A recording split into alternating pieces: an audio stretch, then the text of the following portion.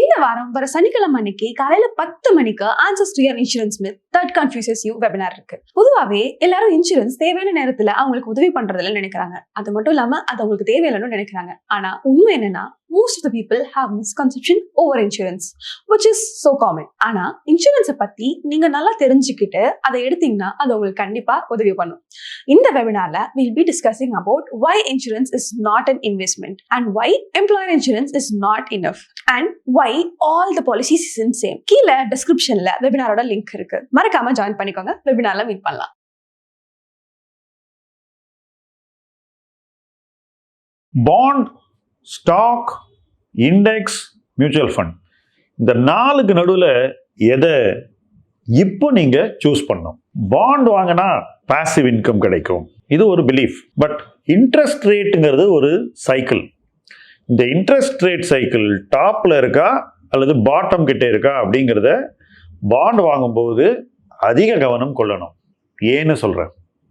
Suppose நம்ம interest rate cycle பாட்டமில் இருக்கும்போது பாண்ட் வாங்குகிறோம், அதுக்கப்புறம் வட்டி விகிதம் கூடும்போது பாண்டினுடைய விலை இறங்கும், பாண்ட் மதிப்பு இழக்கும். வட்டி விகிதம் கூடும்போது பாண்ட் மதிப்பு இழக்கும். வட்டி விகிதம் குறைஞ்சதுனாக்கா பாண்ட் மதிப்பு கூடும்.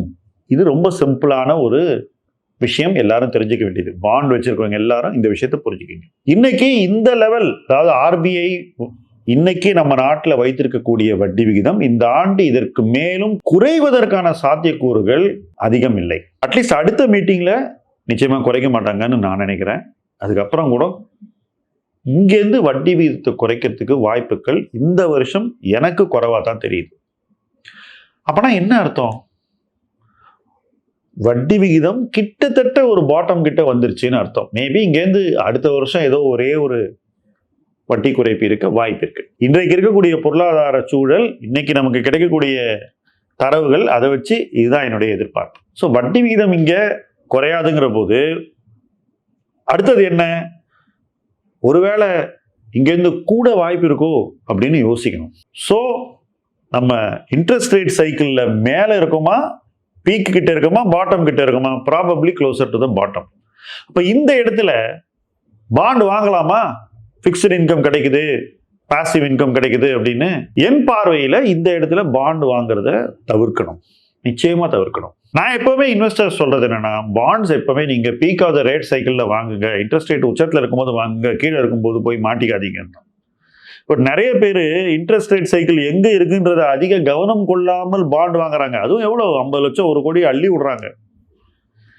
ஏன் விடுறாங்கன்னா, அவங்களுக்கு கிடைக்கக்கூடிய பாண்ட்ல வட்டி விகிதம் பேங்க்ல கிடைக்கக்கூடிய வட்டியோட அதிகமா இருக்குன்னு வாங்குறாங்க. ஆனால் வட்டி விகிதம் கூடும்போது இந்த பாண்ட்ஸ் மதிப்பு இழக்கும் என்பதை உறுதியாக நீங்கள் நினைவில் கொள்ள வேண்டும். அது உறுதியா நடக்கும்.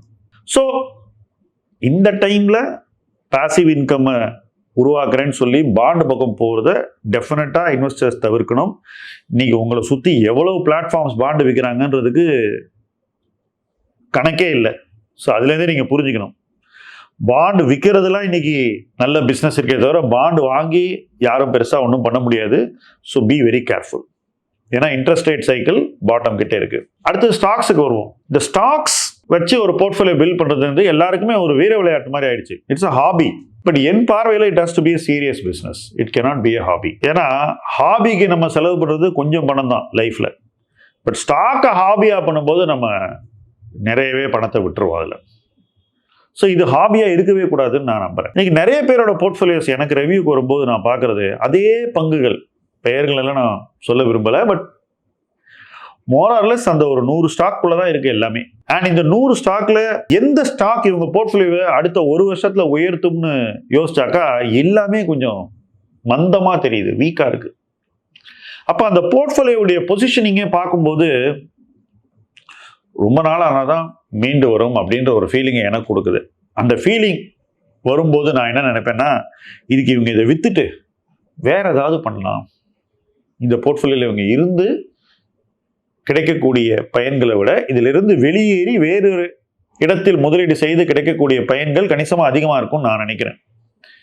பட் இது சொல்றதுல கொஞ்சம் சிக்கல் இருக்குங்க. ஏன்னா அந்த ஹாபி மைண்ட் செட்டில் பண்ணியிருக்கவங்க ரொம்ப ஆசையாக உருவாக்கியிருக்காங்க இந்த போர்ட்ஃபோலியோ. ஒருத்தர் ஆசையா ஒரு விஷயத்த உருவாக்கும் போது அது எப்படி பார்க்கணும்னா, பீச்சில் மண்ணு குவிச்சு குழந்தைங்க விளையாடுவாங்கல்ல, ரொம்ப ஹாப்பியா பண்ணுவாங்க. நம்மளும் விளையாடுவோம் அவங்களோட, குழந்தைங்க மட்டும் இல்லை. திடீர்னு ஒரு அலை வந்து அடிச்சா அந்த மண் சார்ந்து நம்ம உருவாக்கப்பட்ட விஷயம் ஒரே செகண்ட்ல போயிடுதுல, அந்த ஃபீலிங் அவங்களுக்கு வந்துடக்கூடாதுன்ற பயம் எனக்கு இருக்கு. ஏன்னா தே enjoyed building that portfolio. But எனக்கு தெரியுது அந்த போர்ட்ஃபோலியோ எனக்கோ ஒரு நாள் அலையில அடிச்சுட்டு போகுதுன்னு அந்த பயம் எனக்கு இருக்கு.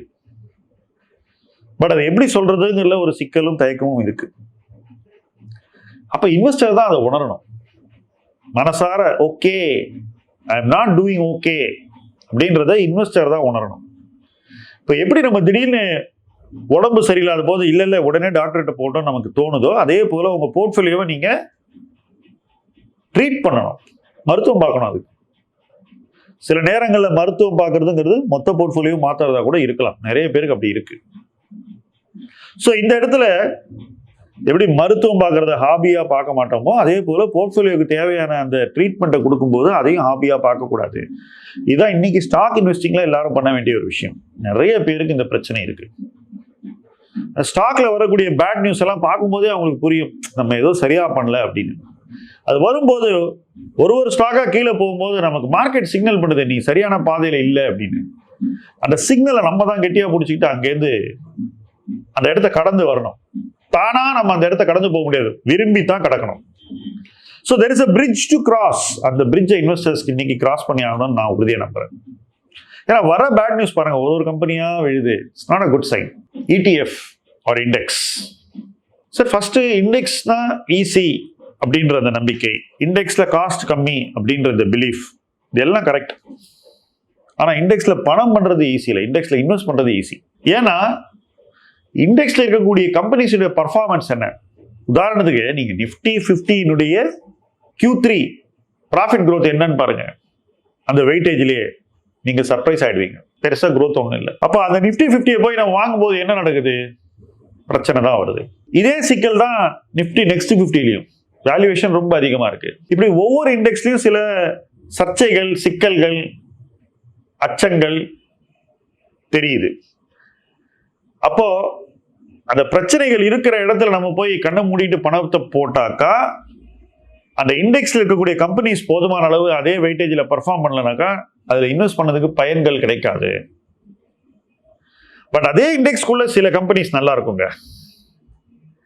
அந்த கம்பெனிஸை இன்வெஸ்ட் பண்ணி உருவாக்கப்படுற ஆக்டிவ் போர்ட்ஃபோலியோ இந்த இண்டெக்ஸோட பெட்டரா பண்ணும். அதற்கான ஒரு காலச்சூழல் இன்னைக்கு இருக்குன்னு நான் நம்புறேன். ஸோ இண்டெக்ஸிங் அப்படிங்கிறது நாம அடைய வேண்டிய ரிட்டர்னோட குறைவான ரிட்டர்னை நாமளே ஏத்துக்கிட்டு, ரிட்டர்ன் வரலன்னா கூட பரவாயில்ல இது எனக்கு போதும் அப்படின்னு அக்செப்ட் பண்ணிக்கிட்டு பண்ணக்கூடிய ஒரு விஷயம். இங்க இருந்து அப்படிதான் இருக்க போகுது. கண்மூடித்தனமா இண்டெக்ஸ் ரிட்டர்னை கொடுக்காது. போன வருஷம் ஏதோ ஒரு ரிட்டர்ன் கிடைச்சது இண்டெக்ஸ்ல, அதுக்கு முந்தின வருஷம் அதே போல கிட்டத்தட்ட டபுள் டிஜிட் ரிட்டர்ன் 2 வருஷம் கிடைச்சது நிஃப்டியில. பட் மிட் கேப்ல கிடைச்சதா? மிட் கேப் இண்டெக்ஸ்ல போன வருஷம் கிடைச்சதா? நோ, பெருசா கிடைக்கல. Small cap index no, micro cap negative.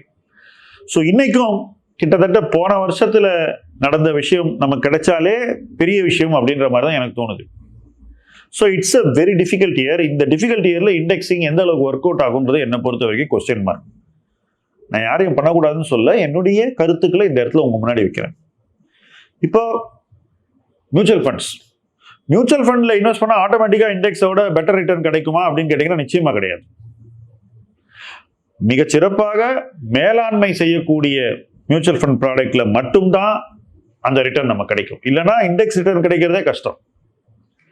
இதுதான் எல்லாரும் நமக்கு சொல்லக்கூடிய ஒரு விஷயம். இது எந்த மறுப்பும் இல்லாமல் நான் ஏற்றுக்கொள்கிறேன். It is true. நல்ல மேனேஜ்மெண்ட் உள்ள ப்ராடக்டை சரியான மதிப்புல வாங்கி, சரியான அளவுல வாங்கி, உரிய காலத்துக்கு நம்ம அதை மாத்தாம வச்சுக்கிட்டு இருந்து லாபம் பார்க்க வேண்டிய பொறுப்பு நமக்கு இருக்கு. இது ஈஸியா இல்ல கஷ்டமா? அது நாம எப்படி நம்மளை மேனேஜ் பண்ணிக்கிறோம், நம்ம இன்வெஸ்ட்மெண்ட்டை மேனேஜ் பண்றோம், எப்படி தேர்வுகளை உருவாக்குறோம், எப்படி பணத்தை போடுறோம், எவ்வளவு பணத்தை எந்த நேரத்தில் போடுறோம், இது எல்லாம் இதை தீர்மானிக்கக்கூடியது. இதை சொந்தமாக செய்பவர்கள் நிறைய பேர் ஜெயித்து கொண்டுதான் இருக்கிறார்கள். ஆனால் சொந்தமாக செய்து ஜெயிக்காதவர்கள் இதை எப்படி செய்ய வேண்டும், எப்படி செய்தால் ஜெயிக்க முடியும்னு யோசிக்க வேண்டிய நேரம் வந்துருச்சு. பிகாஸ் ஏற்கனவே 1 இயர் சரியா பண்ணலன்னா இது இன்னொரு பேட் இயர் ஆயிடுச்சுன்னா அடுத்த வருஷம் அவங்களால மறுபடியும் 2 வருஷத்தினுடைய லாஸையோ லாஸ் ஆஃப் ப்ராஃபிட்டையோ ஈடு செய்ய முடியாது. அப்போ இப்பவே அந்த மாற்றத்தை நீங்க கொண்டு வந்தீங்கன்னா, உரிய ஆலோசனையோடு சரியான பரிந்துரைகளோடு முதலீடு செஞ்சீங்கன்னா, மியூச்சுவல் ஃபண்ட்ல நீங்க அட்லீஸ்ட் லாஸ்ட் இயர் மாதிரி இல்லாம ஒரு பெட்டர் பர்ஃபார்மன்ஸை உங்க போர்ட்ஃபோலியோக்குள்ள கொண்டு வர முடியும். இதுதான் தாமே முடிவெடுத்து செய்யக்கூடியவர்கள் சிந்தித்து செயல்படுத்த வேண்டிய ஒரு கடமை. ஸோ 4 விஷயத்தை பத்தி நம்ம இன்னைக்கு பேசியிருக்கோம். மறுபடியும் சம்மரைஸ் பண்றேன். இது பாண்ட்ஸ் வாங்குறதுக்கான நேரம் இல்லை. இன்ட்ரெஸ்ட் ரேட் சைக்கிள் பாட்டம் கிட்ட இருக்கு. ஸ்டாக்ஸ் ஏற்கனவே வாங்கியிருந்தா அந்த ஸ்டாக்ஸ் சரியா பண்ணலன்னா பணத்தை எடுத்து வேற எங்கேயாவது இன்வெஸ்ட் பண்றதுக்கு முயற்சி பண்ணுங்க. ஏன்னா இந்த மார்க்கெட்ல ஸ்டாக்ஸ் சரியா பண்ணலன்னா மேலும் மேலும் அந்த ஸ்டாக்ஸுக்கு சிக்கல் வர வாய்ப்பு இருக்கு. நிறைய கம்பெனிஸ் இன்னைக்கு பேட் நியூஸையே பார்த்துக்கிட்டு இருக்காங்க. விலை ஒரே நாளில் 10% 20% இறங்குது. அப்படி இறங்குற பங்கு அதுக்கப்புறம் உடனே மீண்டு வருதான்னு பாருங்க. சமீபத்தில் 2-3 ரொம்ப பாப்புலர் ஸ்டாக்ஸ் விழுந்திருக்கு. விழுந்ததுக்கு அப்புறம் எந்திரிக்கவே இல்லை. எப்போ எந்திரிக்கும்னு யாருமே சொல்ல முடியல. ரைட்? அப்போ அந்த மாதிரி ஒரு அன்பிரடிக்டபிள் டைம்ல பணத்தை அங்கேயே வச்சுக்கணுமா, இன்னொரு இடத்துல போய் இன்வெஸ்ட் பண்ணணுமான்ற ஒரு கேள்வியை நிச்சயமா கேட்டுதான் ஆகணும். அந்த கேள்விக்கான விடையை நேர்மையா தேடித்தான் ஆகணும். அந்த விடையின் அடிப்படையில் முடிவுகளை உடனடியாக அமல்படுத்த வேண்டிய ஒரு கட்டாயம் இருக்கிறது. ஸ்டாக் போர்ட்ஃபோலியோஸ் ஒட்டு மொத்தமாக சரியா நிர்வகிக்க முடியாதவர்கள் தாராளமாக அதிலிருந்து வெளியேறி மியூச்சுவல் ஃபண்ட் பக்கமோ அல்லது இண்டெக்ஸ் பக்கமோ போகலாம்.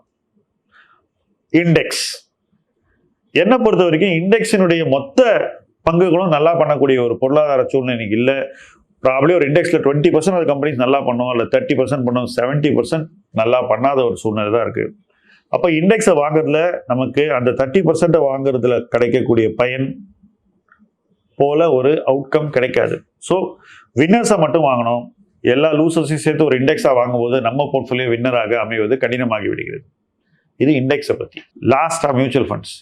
மியூச்சுவல் ஃபண்ட்ல இன்வெஸ்ட் பண்ணால் ஆட்டோமேட்டிக்காக பணம் கிடைக்கும்ன்ற நம்பிக்கையை யாருமே வச்சுக்கூடாது. தேர்வுகள் சரியாக இருந்து அந்த தேர்வுகளை சரியான முறையில் அமல்படுத்தி உரிய நேரத்தில் உரிய பணத்தை உரிய இடத்தில் முதலீடு செய்து போதுமான நேரம் காத்திருந்து அந்த காத்திருப்பின் அடிப்படையிலும் தேர்வின் அடிப்படையிலும் வெற்றியை தேடுபவர்கள் தான் இந்த மார்க்கெட்ல ஜெயிக்க போறாங்க.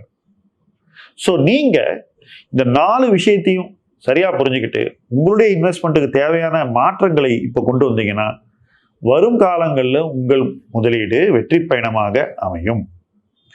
மாறாக இது அப்படியே வச்சுக்கிட்டு இருந்தால் ஆட்டோமேட்டிக்காக அது வெற்றி பயணமாக மாறும்னு நினச்சிங்கன்னா நீங்கள் வெறும் ப்ரேயர் பண்ணுறீங்க, ஹோப் பண்ணுறீங்க. Hope and prayer is not an investment strategy. அது தெளிவாக புரிஞ்சுக்குங்க. மாற்றம் என்பது எப்போ தேவையோ அந்த மாற்றத்தை கொண்டு வருவது தான் நல்ல இன்வெஸ்ட்மெண்ட் ஸ்ட்ராட்டஜி. அந்த மாற்றத்தை வேகமாக யார் கொண்டு வந்து தேவையான மாற்றங்களை செய்து முதலீடை புதிய பாதையில் செலுத்துகிறார்களோ அவர்களுக்கு வெற்றி நிச்சயம். அந்த வெற்றியை நோக்கி இணைந்து பயணிப்போம். முதலீட்டு களம் உங்கள் களம். நன்றி.